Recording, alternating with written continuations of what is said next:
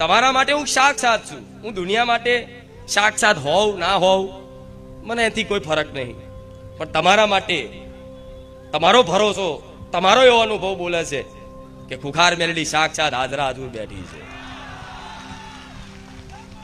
તો આ ભરોસાથી જ બધું આખું જીવનનું એક કહેવાય ને, આ ભવ સાગર પાર થઈ જશે. આ જીવનને આ ભવ સાગર પાર થઈ જશે. જે છે આ ભરોસાની વસ્તુ છે.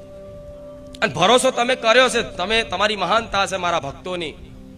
તમે બારીજા ધામ આવો છો તો મારા નામના જયકારા કરે છે, પણ આજ હું માતા મારા ભક્તોના નામના જયકારક, મારા ભક્તોની જય હો.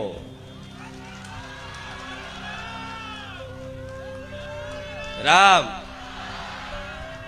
દર વખતે દરરોજ મારા લાખો ભાવિક ભક્તો મારા રામ નામના જયકારા કરે છે, મારી માતાના નામના જયકારા જોરથી એવા બોલે છે કે આખા બારેજામાં એ જયકારાનો અવાજ ગુંજે.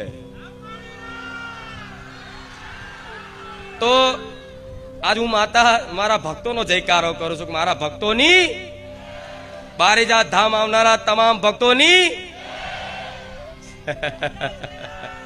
રામ. તમારો આ પ્રેમ, આ તમારી ભક્તિ, આ મારા પ્રત્યેની આ જે ભક્તિનો ભાવ જાગ્યો છે ને, એ અલૌકિક છે.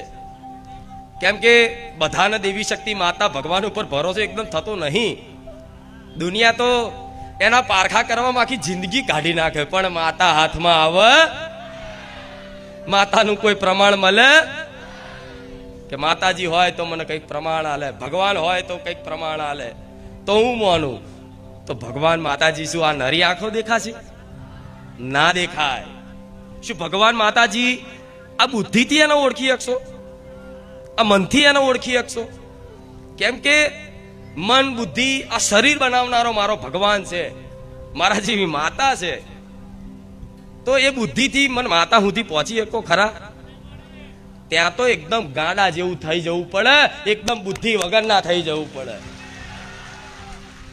કે માડી તારા પારે આવ્યો છું, હું બુદ્ધિ વગરનો એકદમ ડફો ઠોઠ છું. કેમ કે તમારું આ મગજ છે, મગજની અંદર આ બુદ્ધિ છે, આ મન છે, એ કઈ ઘડીએ કયો તાર તૂટી જાય વ્યક્તિ ખબર નહીં, પાગલ થઈ જાય. પણ આ ભક્તિનું પાગલ પણ એવું છે કે તાર તૂટે નહીં, ભક્તિના તારમાં જોડાય, એ હંધાય, એ તાર તૂટે નહીં. આ તૂટેલો તાર મારો તમારો ભવનો આ જોડાયો છે એવું માનજો. રામ